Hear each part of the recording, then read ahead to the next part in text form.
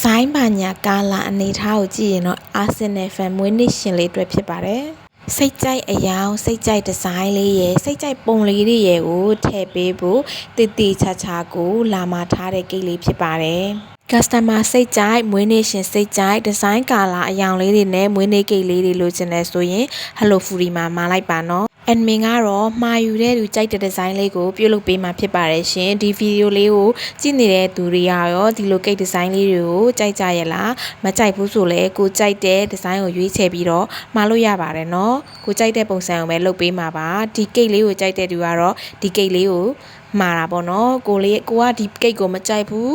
ဆိုရင်လည်းတခြားကိတ်ပုံစံမှာလို့ရပါတယ်ရှင် customer ကြိုက်ဖို့ပဲအဓိကပါနော် Hello Fury ကကိတ်ပုံလေးတွေကြည့်ပြီးတော့ကိုစိတ်ကြိုက်ဒီဇိုင်းကိုစိတ်ကြိုက်ပုံမဟုတ်ဘူးဆိုရင်ကိုစိတ်ကြိုက်တဲ့ပုံလေးတွေကိုရှာပြီးတော့ဒီဇိုင်းပြပြီးတော့လုပ်ခိုင်းလို့ရပါတယ်